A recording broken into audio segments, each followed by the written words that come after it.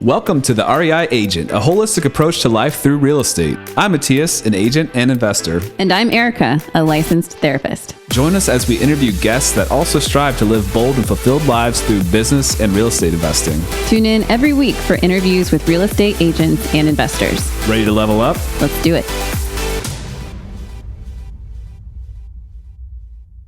Welcome back to the REI Agent. It's just Mattias. Today, we had a little graduation celebration. So my middle child is getting out of the daycare that we're at. We are at a local university, has a young child program. Shout out to JMU YCP. And they do a phenomenal job in general. Our daughter has been there for, this is second year now. She graduated from the program. She's still going to be there in summer school. So it wasn't like, crying and hugging teachers that they'll never see them again, but she'll be there through the summer, but then she gets to go to, her elementary school, which is just, kind of crazy to think about. We're about to go out and grab ice cream. And then my littlest, he also got to perform. He didn't have like a graduation ceremony, but he got to perform a couple songs. He was just standing there like a deer in the headlights, just like, what is happening? Sucking his thumb. And then I went to get him afterwards, and it just took him like 20 minutes of just like, what was going on? What is that feeling? I don't know what stage fright is. I've never had that before. But I think at the end of the day, he was back to himself in a couple minutes and enjoyed the thrill of it maybe. But yeah, Erica and I just got back from Austin. We were at a conference, REI Summit conference, learning about investing more. And, it was a really fun time. Like we got to go a couple of days early to explore the city a little bit. And then we had the conference itself and really enjoyed it. One of the things that we came back with was we've been kind of intentional about, or I've been intentional about my life in kind of general, being, focused on various things in the business, but trying to be intentional with our life as well. But we came back kind of motivated to actually kind of apply some of the things you do in business to our family, trying to have like a vision, values, mission statement, that kind of stuff. And we're really eager to see how that implements into our lives. So we spent a good amount of time crafting as much as we could before we got really burned out. We spent a good 3-4 hours on the way home working on that. That was Wednesday. This is a Friday. Working on those values and missions and all that kind of stuff. And the next challenge is trying to see how that all comes up with our kids. I think we're going to try to get them involved in a conversation a little bit in general. The youngest one probably will just be throwing rocks or eating dirt or something while we have this conversation. But maybe at least the oldest one will have some things to contribute, and we'll do our best to try to make these big ideas bite-sized for the kids. And actually we use ChatGPT. Haven't finished the process, but we use ChatGPT to kind of like create two different. So if we have like a category, let's say total ownership is one of the categories that of our values we want to give to our kids, following through with what you say you will, being honest, that kind of stuff, owning your life so that, you're not playing a victim, you're not blaming others. We kind of made the big flowery word version, and then we asked ChatGPT to actually translate that into something that a younger kid could understand, into easier concepts, and it did pretty well. So I think there's definitely room there when you're thinking of those big concepts. And I want to give our kids speeches and they are not old enough for these speeches yet, but I want to give them. And anyway, so I hadn't thought of that use of ChatGPT yet, how I can translate these big concepts to kids.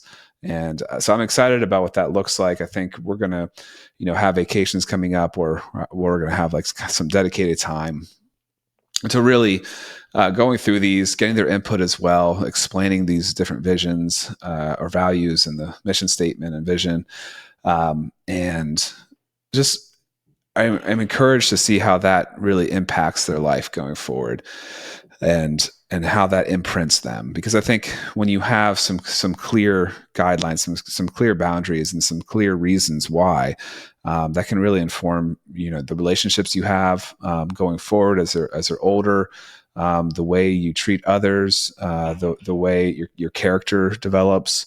And a lot of the times I've been concerned, I've been worried about how what I do with building, wealth, or having assets, all that kind of stuff, will that hurt my kids long term? Will that be something that they actually have will be worse off from having that? Will they not be motivated? Will they what will that be, what will that do to them? And so I think this really spoke to me as a way to try to instill some of those core values. I think another one that I really appreciated was having this like kind of growth mindset, but also just being passionate, like pursuing stuff that you're passionate about. I think it's such an unfulfilled life if you are never pursuing what you're passionate about. If you are, the proverbial just drinking cocktails on the beach, if that's all you do, that's depressing. And I think, yes, vacations are nice, that there's a place for that kind of stuff. But at the end of the day, the real fulfillment, the real enjoyment comes from flow, from relationships, deep relationships, and from, just being passionate about stuff. So anyway, we're excited about that. We'll probably talk about that more in the future. But anyway, we have Gus Ofili today. Gus is a tunnel vision person. He said that himself, and very impressive. Very impressive. He took the burn the fleet approach in getting into real estate. There's something that I discuss with people often and contemplate as to what to recommend. And I don't think there's a one size fits all approach, but Gus went out and said, I'm going to be a real estate agent, put in his 2 weeks notice, and got after it. And is a success story for that. And I think a lot of that fire was needed, or just fueled how hard he was going to work. And we talk about how my approach was different. It was a different time. Market was different. There's different factors there. So there's not a one size fits all. But I think when you kind of contemplate making a move like that, it's helpful to hear other people's experiences and why and how they did what they did, so that you can make a decision if what scenario fits right for you in your situation. So part of that can be, if you want to buy a house, having 2 years of experience in a real estate, the income from real estate is required before you can count it for a mortgage. So there's a few different factors there, but obviously he is killing it in sales. He was killing it in sales. He talks about how he is more focused on investing now, but he's a perfect guest for this show because he marries the two and kind of explains, how to be successful in both. So without further ado, let's get Gus on the show.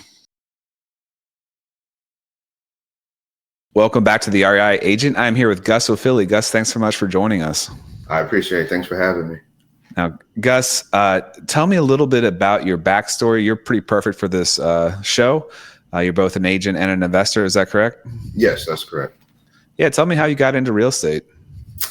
I'm going to start from the beginning. And this is kind of like everyone's kind of story at the beginning. Is I'm working my regular 9 to 5. Out of college, I jumped right into Bank of America. It was a call center at Bank of America. We deal with the credit cards. I got there, I wasn't able to really find jobs right out of college. So this is my entry level into, a Fortune 500 company. Once I got there, I kind of took off within the company as an employee, not on the management level. So, I started selling a lot. The whole object of the job was to go ahead and do balance transfers and open new credit cards to people. So I was with the company within 3 years. I become in a lead role. And what I started to notice in that lead role is I'm ready to become a manager now. I'm ready to run the whole shop. And anytime there was opportunities for me to go ahead and have that position, I would go ahead and interview, and I was told, oh, this is why you didn't get in. This is why you didn't get it. So after 3-4 times, I'm like, is this ever going to happen? Mm-hmm. And I think one of the biggest things for me that a light switched in my head was when I would see the managers, they would try to keep me at bay.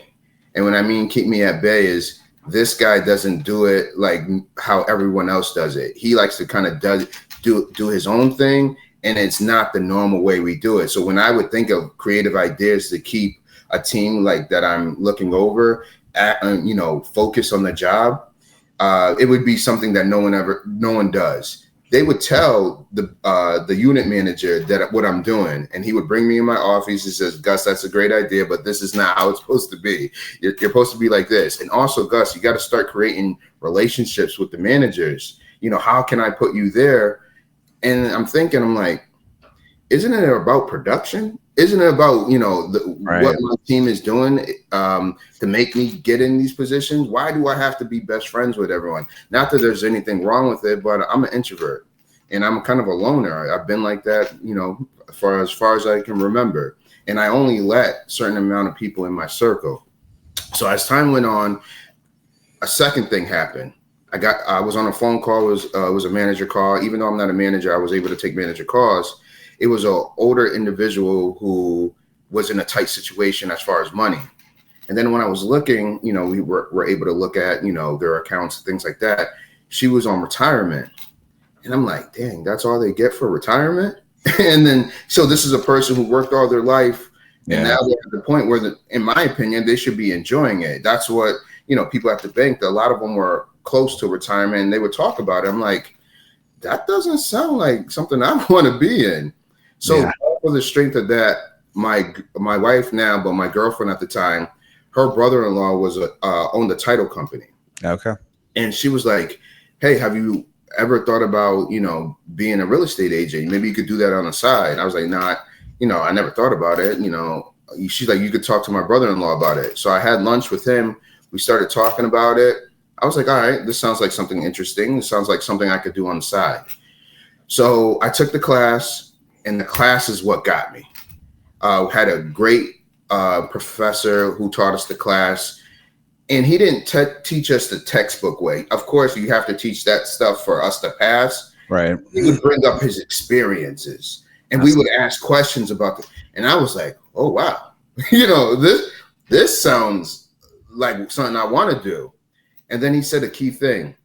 If you want to be successful and you want to make money as a real estate agent, you're going to have to do this 100%.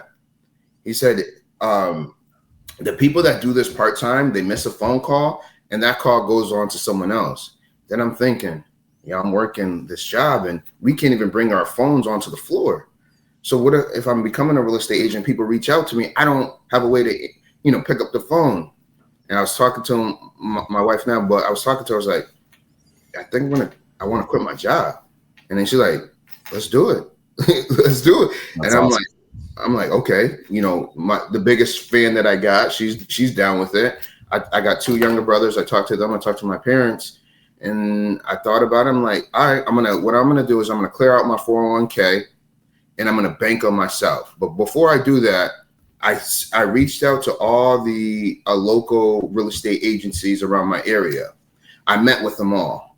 So I kind of started creating this buzz a little bit about myself because I did well in these one-on-one meetings. And the follow-up I had is I want to speak to an agent that's been here for 1 year. So every person broker I spoke to, I wanted to speak to an agent that's been here for 1 year. I sat back, I listened to the agents, and I was like this. Oh, if this and I'm very competitive. So, sometimes that's a big flaw in my character, but if this person could do it, I can definitely do this. So that was the thing that reassured me. So at the bank, I let them know, hey, I'm putting in my 2 weeks. They were like, Gus, you got a bright future here. I'm like, I appreciate it, but I'm going to go ahead and try to do this real estate agent thing.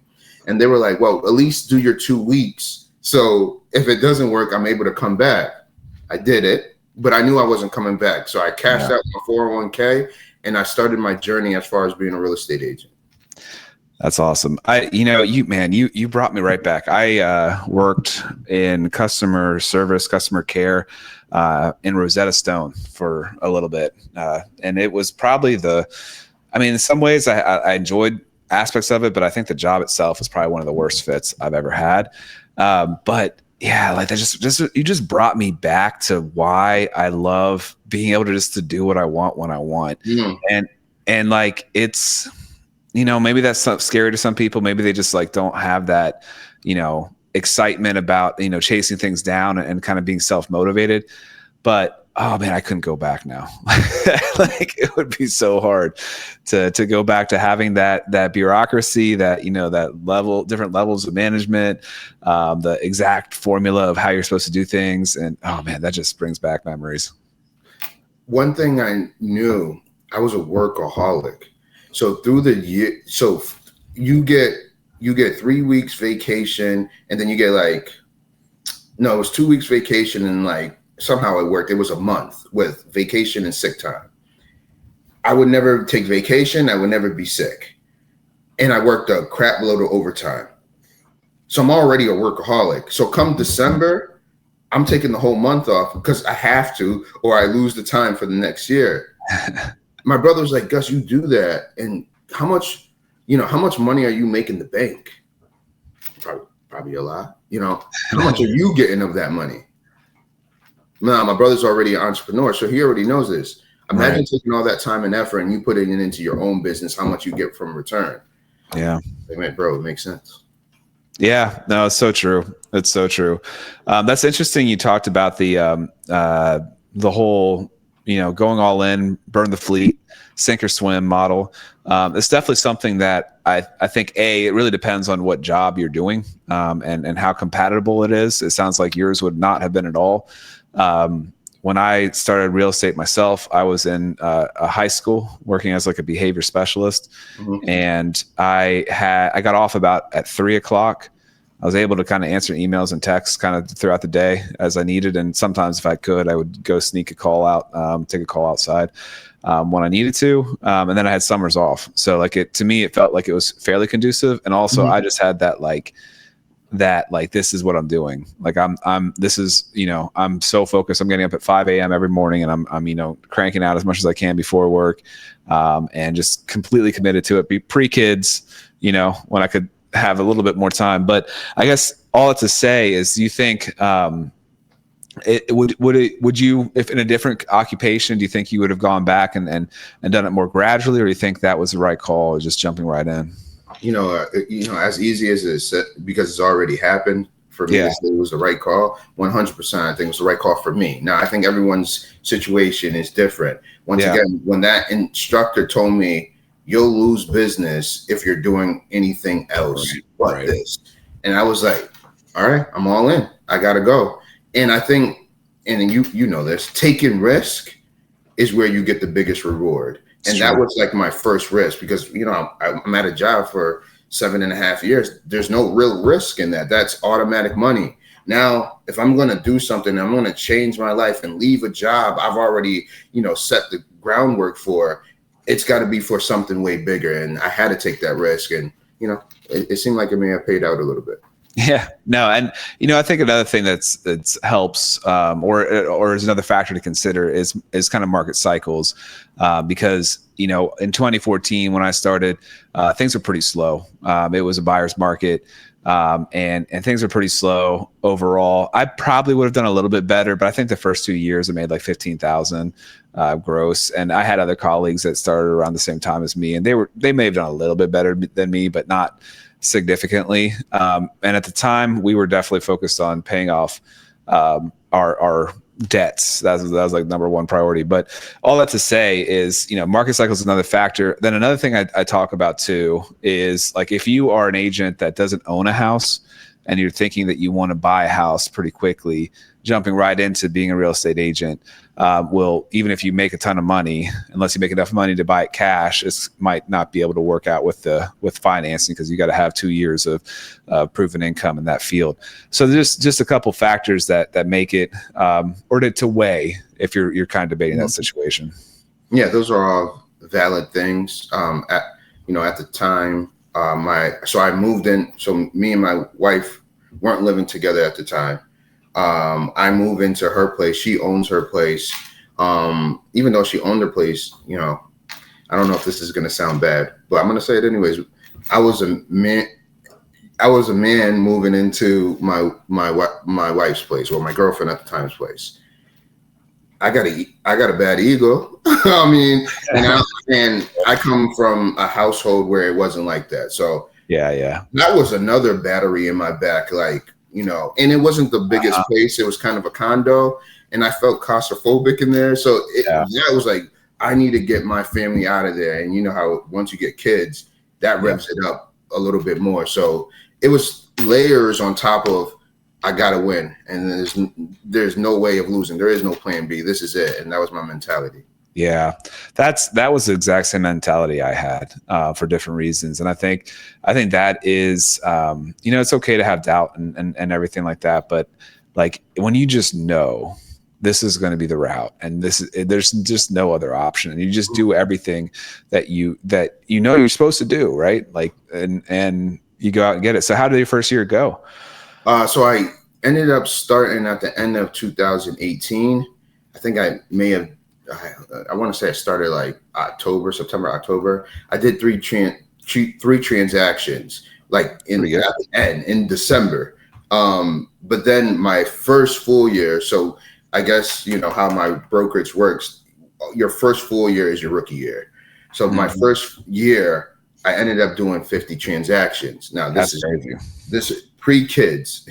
This is me going ballistic. So, do you mind if I get into? Yeah, go. This is okay. Fascinating. So what the first year is, what it entailed was, I'm at the office 24/7. The reason why I'm at the office, we have this thing called phone time. So I wasn't able to get phone time because I was brand new. So I guess you got to sell a certain amount, whether it be 5 or 10. I can't remember what it was. So, the older agents would do phone time. But what I did is I set up shop right next to the reception's desk that would get the calls. So I'm in there, great sense of humor, making people laugh, this and that. As soon as the agents don't show up for their thing, guess who's getting those calls? I'm getting those calls. So I was like, all right, so that's one avenue. Next avenue, I'm going to every single agent, no matter if they're the biggest agent or the smallest agent. I'm knocking on their door. I'm like, hey, I'm willing to do open houses. I'm willing to put signs up. I'm willing to do anything that you need. Just let me know. I'm here for it. Why I can do some of those things? Because I cashed out my 401k and I got a little bit, this is the stuff you're putting money, like the gas to go do this stuff. I'm putting that 401k money to work to be able to impress these agents that are already in the game so they can give me a bone. Whether I do the open houses, sometimes people didn't show up, but then sometimes people did show up. And when they did show up, that's my time to go ahead and convince them. Another thing I did was Zillow. Everyone's like, don't do Zillow. And, I'm in some agent groups on Facebook. Zillow is the killer of real estate. But my mentality is, if I'm not doing it, someone else is doing it and they're reaping the benefits off of it. So as much as we're saying they're the bad guys, they're creating opportunities. And I just quit my job. So I'm gonna do this, and I'm gonna strategize. I'm gonna strategize it to make it work as best as possible. I don't know anything where you don't put money down for it to get profits in return. So yeah, I could do these other things, but I also want to have an avenue that I would never meet people before, and that was my avenue with Zillow. So I strategically picked outside of the major city. I picked a small town. I think I started off with $150. Fast forward, I ended up like at $2,000, $2,500, but I started with $150. That opened doors for me. Last but not least, the biggest thing at the beginning of my career was, well, I'll say two things. Networking. Like I said, I'm an introvert. I hate networking with a passion. I feel a lot of times I go to these places and people were kind of doing short talk, and it's kind of like, oh yeah, you're Gus, you work over here, and oh, how's everything? And we're done. I don't like it, but I needed it with the traction I was doing. I like doing social media posts. I needed for these people to meet me out in the public. So I forced my way to do that. Last but not least, one agent gave me a chance to go ahead and sell a mobile home that was on 20 acres of land. The seller was completely a jerk. Now I will call him other words, but I'm trying to keep it PG on this podcast. But he was a jerk. He would yell at me. He would do everything in the world. Yeah. The agents told me, Gus, he's kind of difficult. We'll take 15%. I was like, all right, cool. I eventually got it sold.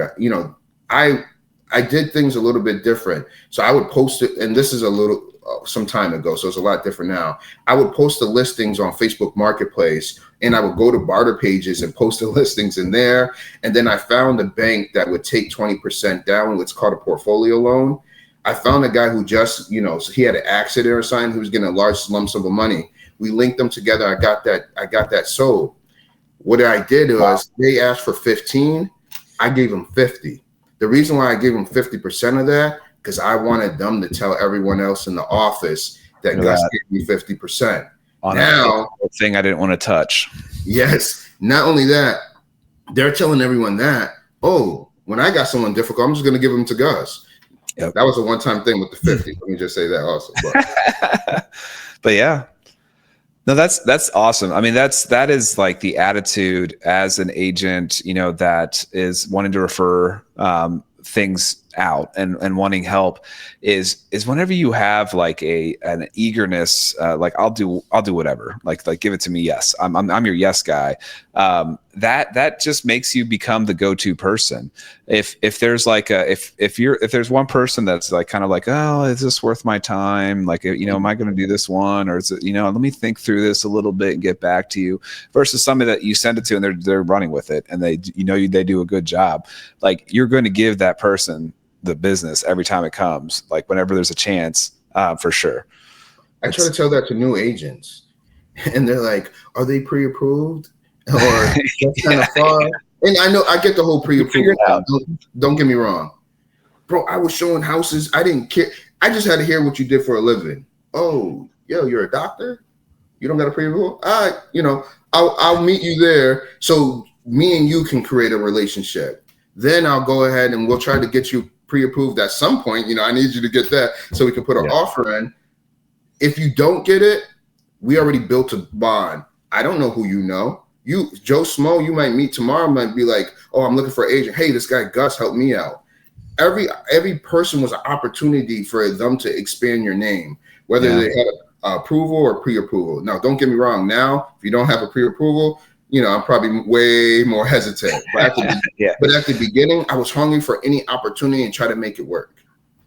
Yeah. Well, you could really look at your initial meeting with a buyer as a good opportunity to also like meet a lender or something. Because, we got to get those brokerage agreements signed now. And I mean, we've had to in Virginia for a while, but like you got to get those signed. So like it's a good opportunity to maybe give some education and give some value and not make it too long, but maybe also meet a lender, kind of get at least initial screenings done to make sure that we're all moving forward as just an idea. But I know I've but even if for me, like if I'm referring an agent a business and they're asking me questions like, are they pre-approved? I'm like, I don't know, but like you can ask that question. Like, I'm trying to give you some business. Yes. And I'm like, wow, are you selling 80 houses a year? Like, I thought you were just trying to get paid. I guess you need everything on the platter given to you. I guess I don't know.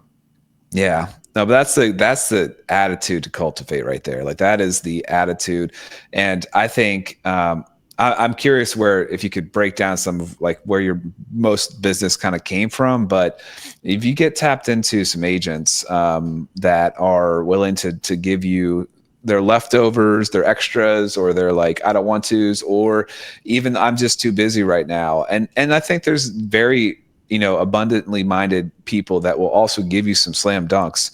Like if have a buyer coming to their listing and they want representation, it might have been their client before. Like if you're the go-to person, like that's just going to be the opportunities that you present. So sometimes you have to do the single wide on 20 acres to kind of get some of that easier stuff. So I was doing a lot on social media, like I said, and I was doing like funny skits. I feel, and I say this to my wife, I was doing TikTok and our major platform is Facebook. I know this wasn't too long, it's like 2018, but our area of Facebook is the major platform. Sure. especially at that time. So I was doing like funny skits about being a real estate agent, stuff like that. And I told myself, yo, no one's going to take me serious until they see me do closings. As soon as I close that mobile home, oh, I just got this done. I'm taking pictures with the guy. He's talking. I'm recording him. He's talking about his experience with me. That's the stuff. Now, not only those avenues I told you about how I'm getting people, now the people I've met since I've been in college and been an adult in this local area I've met at the bank. Oh, now Gus closed on a property. Now they're contacting me. Now they're starting to believe in me that I'm not just a guy that just decided to quit his job, be an agent. Now they're having some trust because they're seeing results all on social media platforms. So that was another thing that kicked in. Oh, that's cool. I'd be curious. Okay, so that's killing it for a year, first full year. I mean, that's absolutely killing it. That's awesome. I would imagine you had similar trajectories after that. When did you start getting into investing? So 2019, that was my first full year. 50. The 2020 was 71. Wow. 2020 was when I brought my first investment. So now 2020, I'm making good money. My mentality is things are always too good, I'm scared it's going to end. So I started to work with investors.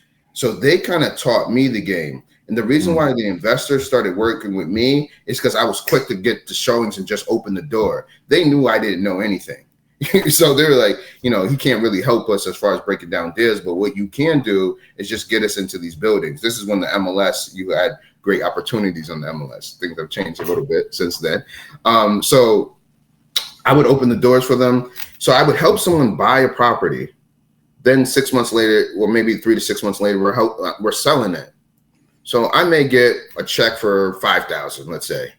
Mm-hmm. And then I'm reading the closing disclosure, and they're getting a check for, let's say, $175,000. So if you're really a student of the game, if you're really being aware of what's going on, you're going to ask this key question. Hey, I saw you got like $175,000. How much did you put into that? We put in about $45,000. Okay, I helped you buy that for $65,000. So I'm doing the math. I'm like, oh, wow. But then I go in the house, I see what he did. There was no, and once again, this might be just for the area that you're in, but there was no granted, not the stuff I saw on HGTV, not those $300,000, $400,000, $500,000 houses that are normally around my area. So I'm seeing like, okay, I'm busting my butt, $5,000. He just got one check for, $135,000. I'm doing something wrong. Or when I would help someone buy 4 units, I'm getting the data as far as the P&L on how that works. But then I'm asking questions. So I'm like, when you're looking at this, what are some of the things that you're looking at? He's like, Gus, if you go in and you do this to the unit and you do that and you put this amount of money down. So they're kind of telling me this information. Now, one big thing I was doing was BiggerPockets. So they're telling me the information, and I'm listening to BiggerPockets every single day since 2017, 2018. So I'm trying to put it together. So I'm like, hey, so right now you're going to cash flow about $2,500. When you get these where they need to be, it's going to be like $4,500. He's like, yeah, every month. I was like this. So I'm busting my butt. I'm on the road because I was getting a lot more. Obviously, when you're starting out, you're getting a lot more buyer clients than seller clients. Mm-hmm. So I'm on the road 24/7. Anywhere I'm going here, there, hour away, 2 hours away. I'm on the road. I'm like, so you're getting this $4,500 automatically. Okay. So I need to get in the game. So all the money I was saving up, I'm ready to buy my first investment. My first investment I actually walked into was like a duplex in a single family home. I was going to buy it. We went to the inspection. I got feedback from some people I trusted. It's like, we don't think this is the one. All right, cool. I ended up talking to someone else. I was helping them buy a property. He's like, yeah, I got this 5-unit. I'm looking to sell also in a town, I'm familiar with. I was like, yeah, I can help you sell that. Now I'm thinking like an agent. I can help you sell that. Yeah, no problem. So we go see the place. I call one of my investor buddies. I'm like, hey, I just got a 5-unit off market. You want to come take a look at it? I'm here with the owner right now. He goes, takes a look at it. He's like, Gus, that 5 unit is awesome. Let's put it on the contract. So we end up putting it under contract. I'm the agent. The thing that happened was his bank didn't appraise the property for what it needed to appraise for. So in most cases, people would be like, oh, it's not a good deal. But with talking to him, only thing he could talk about how good of a deal this is. So I sat back. Now it's a 5 unit. It's real different than what I thought I was going to get. I thought I was going to get a duplex, triplex, fourplex to start off with. And, you know, I said to myself, you know what? Why don't I just buy this? Let me go ahead and try. So I got introduced to commercial lending first. So I've never, except for my primary home, I've never purchased anything without it being a commercial mortgage on it. Once I got introduced to that, I bought the 5 unit in August of 2020. That was my first investment. That's an awesome jump right in. That's amazing. Yes. That's one of my babies to this day. Probably, you know, top 3 or 4 in my portfolio. Yeah, I'm thinking back to the interest rates then and how much appreciation has happened since then and how much rent has gone up. It definitely helped. That definitely helped. How much rents have gone up. Yes, it was a great buy. If I could go back to myself back then, I'm like, don't even think about trying to buy this right now. But yeah, it was a great buy. Yeah, I know. I mean, how many times has that happened to people? I think that's just kind of a mindset people get into. And you know, like I'm going to make a commission off this. And, you know, even if the commission would have been bigger than the first month or the first year of cash flow, let's say, I mean, just over time, that just difference that it compounds and gets bigger and bigger. I mean, having owned real estate through the pandemic, I mean, that's, I would imagine, a big chunk of your net worth at this point. Like, yes.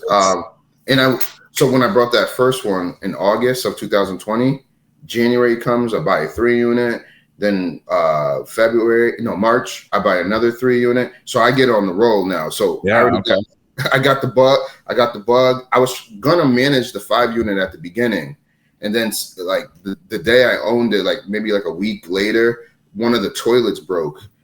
And they called me over, and I'm looking like I don't know what to do. Like they're looking at me like I'm gonna save the day. I was like, I don't really know what to do. Don't got connections. I'm calling other investors. Yeah, who do you use for a plumber? So I was like, I need to put this with a property management team. I'm happy I did that, but now as a seasoned investor, I'm kind of mad I did that. We could get into that at some point in the conversation. Well, go ahead. I mean, what do you self-manage now all the time, or? No, so everything I have not everything. Majority of the stuff I have right now is with my management team. Now, the reason why I say I wish I would have managed that at the beginning, because I would have been able to understand how the money works, where it's dispersed, who am I paying? How much are these things that were getting fixed? So this was more like a turnkey property. This wasn't something I fixed up. So when I'm getting my slips from the management team, I'm like cleaning. I'm like this. I'm reading the lines. I'm like, okay, this is not what I written out at the beginning and was supposed to get. So, I'm getting confused. It took me 6 to 7, 8 months to really understand how everything worked. That could have been 6 to 7 months. I was doing it myself, understood it, passed it to them. And from the beginning, I could have told them how I wanted it. So I feel like I missed a learning curve there at the beginning. Got it. I see. So like you would still have it managed, but having that kind of baseline understanding of how the whole thing works, you can better manage the managers. Okay. Yeah, that makes sense. And I think, at some point, again, I think with real estate agents, we tend to try to do everything ourselves. And delegation is definitely key. And also just for longevity of things, like if you think that this, managing these properties is going to make you not buy anymore or sell, like get it managed, like for sure, like get it off your plate. Cause you can probably be spending your time in other areas that are going to make you more money, and owning real estate over time is, the best way to become wealthy. So man, you don't play around. You jumped in to investing and sales and just went 100 miles an hour right away. That's awesome. Yep. With making the money as an agent, so one thing I was noticed, because at my first few transactions I was putting 20% down. So with BiggerPockets, I'm sure everyone's a BiggerPockets baby. Brandon's biggest thing is BRRRR. Yeah. So I got to a point, I was like, okay, I can't keep putting 20% down. And, as much as that's a benefit, I need to figure out other ways to be able to scale without putting that much money down. So I brought my first BRRRR. And with buying my first BRRRR, I bought it for like 70,000 with the closing costs, with the fees as far as monthly fees, holding costs, and with the rehab, I was all in like 45,000. The house appraised, so this was a single family home, and it appraised for 150. So I presented it to the bank, and I can get 80% back. The bank I work with, I get 80% back. So I was basically, my first BRRRR, I think I was in maybe a few thousand, but I was right there, like close to where it needed to be. And right now I still have. Say it again. A lot better than 20% down, right? 100%. And then when I got the taste of the BRRRR, I was like, okay, so we're going to switch our model now.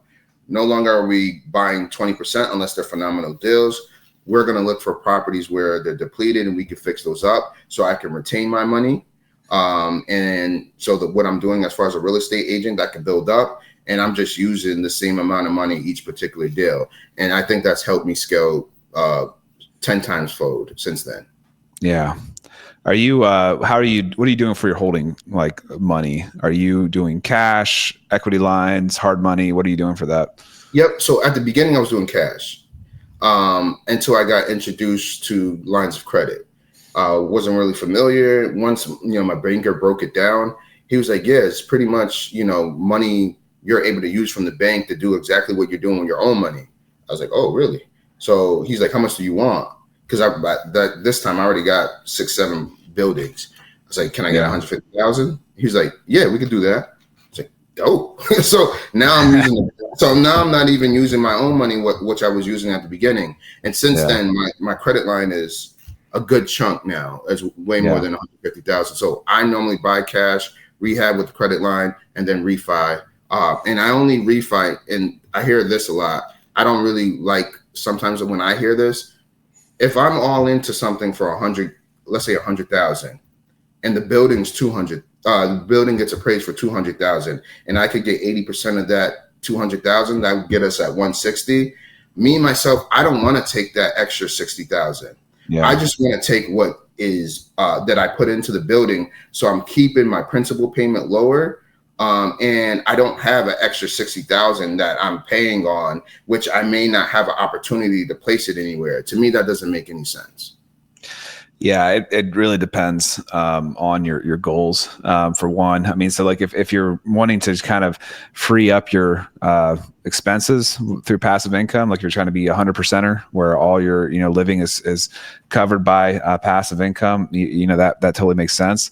I gotta say, I've mostly been in that same mindset, but at the same time, I'm kicking myself for not taking out more, at least for my primary residency, which is at like a 2.7% rate. And I'm like, I'll never see, if I could have got another $100,000 out of this house, I will never see that kind of cheap money again. But at the same time, I do love my like $1,700 a month or whatever I'm paying in a mortgage payment on it. So I think, and a lot of people argue about like your return on equity ratios and stuff too, when you kind of get into how much leverage to have. But at the end of the day, like we don't, if the market turns, like if I know it has in some areas, it's kind of you're in a good place now, right? Like you're in a better place. You can afford more. Rents could come down and you could still be okay. Prices come down and you'd still be, above water. So I think it's a personal thing overall, but I definitely lean more that way as well. Yeah. I don't think leveraging out my eyeballs is comfortable. Never. But then if I keep things, so I have a yearly meeting with my banker, and then that's when we talk about increasing my credit line.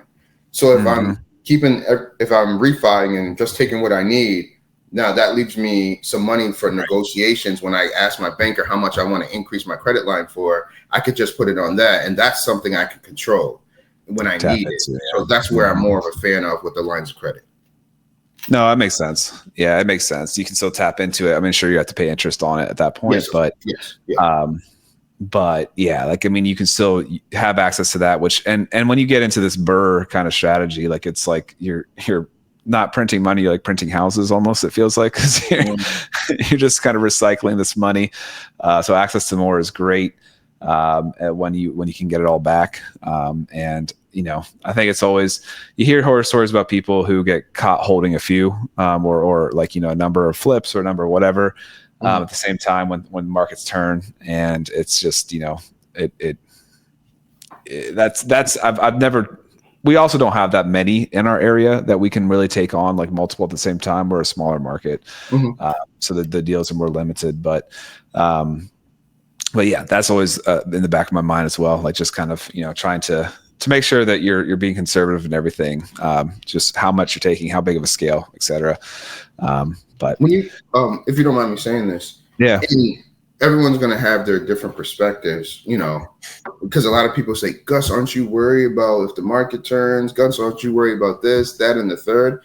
I can't control that. Only thing I can control is making sure I'm buying these properties the right way, making sure they're cash flow and I'm underwriting it to the best of my capabilities, making sure when we're rehabbing them so, they're lasting longer than, a half-ass rehab. Sorry for my language.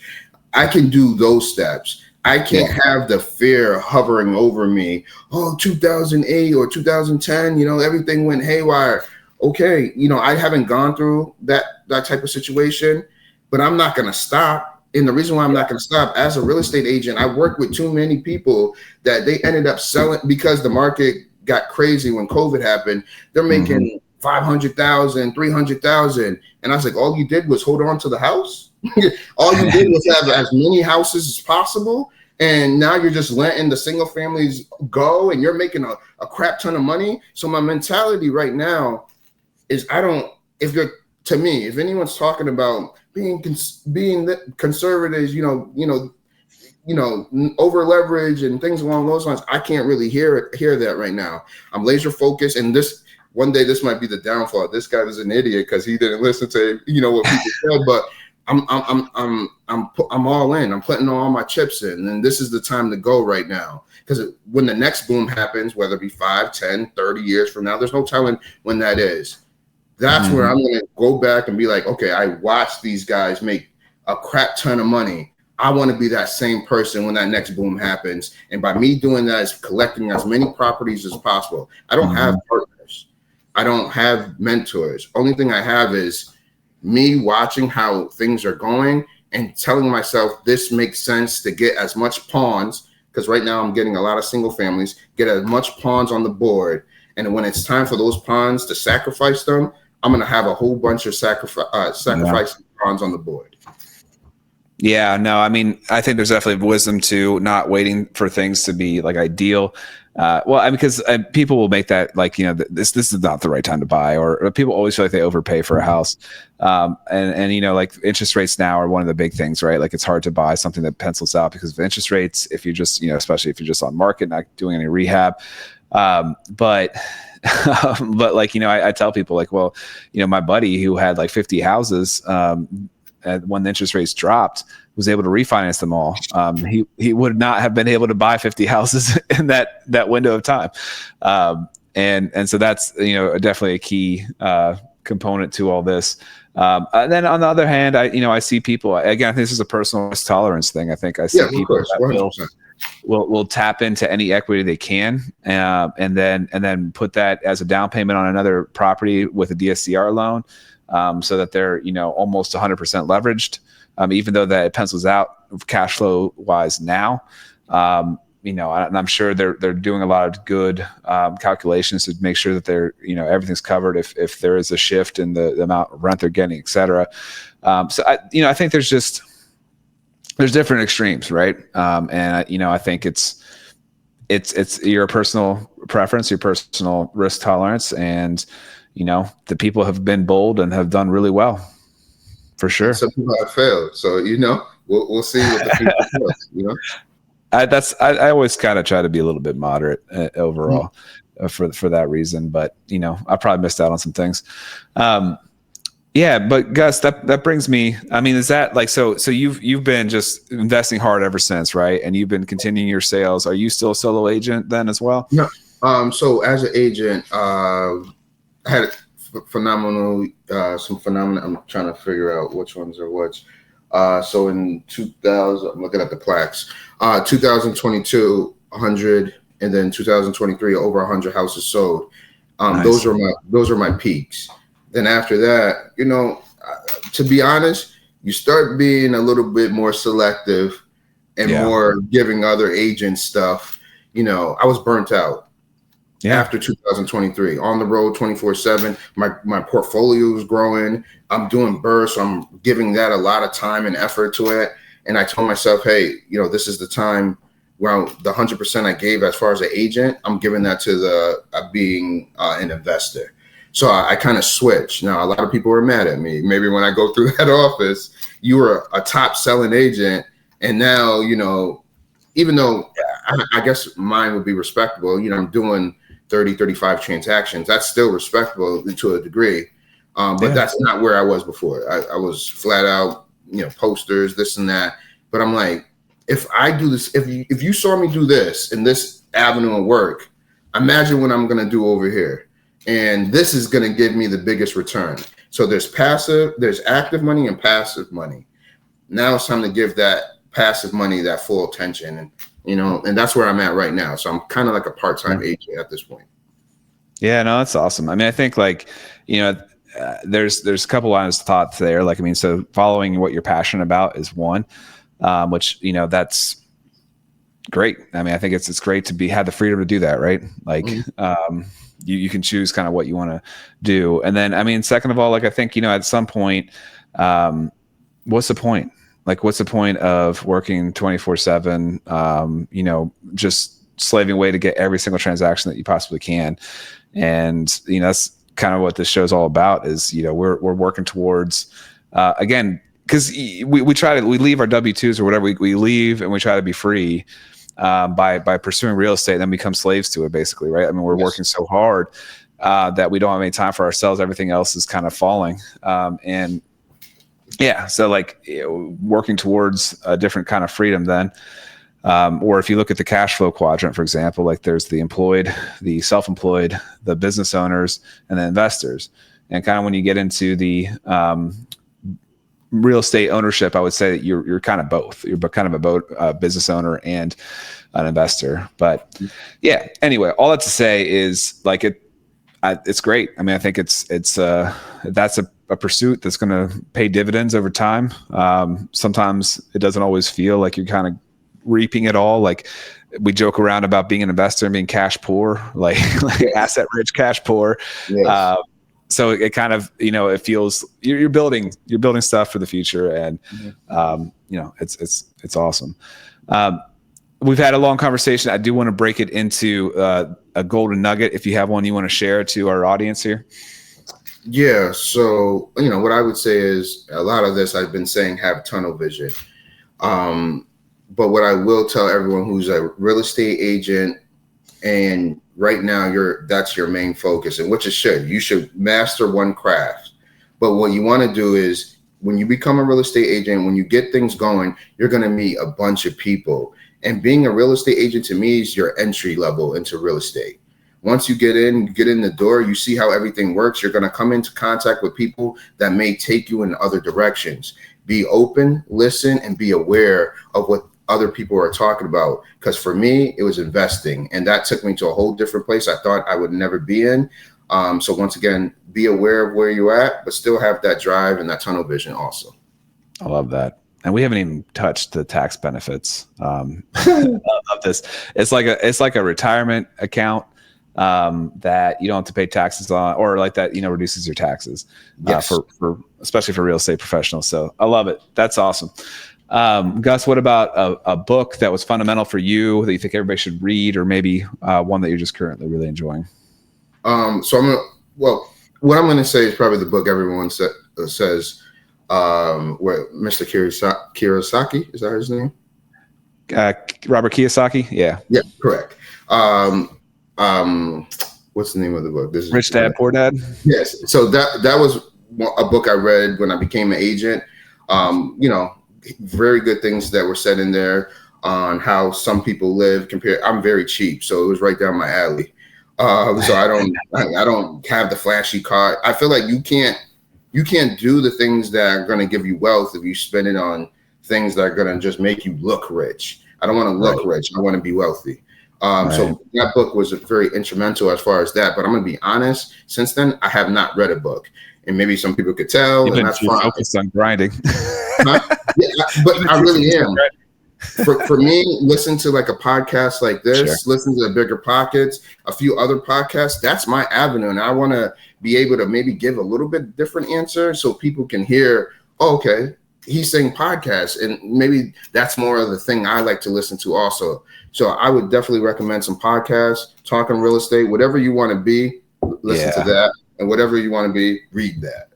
I guess that's sure. No, I love it. And, honestly, I think a lot of people in podcasts, in seminars, et cetera, are kind of espouting the knowledge that are the going trending like books anyway. They're kind of, regurgitating that. So that makes a lot of sense. Podcasts are great. I mean, I think the continued pursuit of knowledge is really like where like you're honing your craft, you're learning how you can improve yourself, everything, your world, your finances, your investing, blah, blah, blah. As you go. It's awesome. Gus, where can people reach you or follow you? You said you're active on Facebook still, or do you Instagram as well? Or? Yeah. So I've in the last 3 years have converted over to Instagram. It's Gus Ofili, real estate. You can catch me over there. I post when I close properties. I post, when they're all done and what the numbers look like. I'm a big fan of giving receipts and giving that type of information. So I would say that's the major platform to catch me on, and me and my everyday in real estate, whether it be reels or stories. Cool. Awesome, Gus. Well, hey, thanks so much for being on the show. This has been a lot of fun. I appreciate it. And thank you everyone for watching. Thanks for listening to the REI Agent. If you enjoyed this episode, hit subscribe to catch new shows every week. Visit reiagent.com for more content. Until next time, keep building the life you want. All content in the show is not investment advice or mental health therapy. It is intended for entertainment purposes only.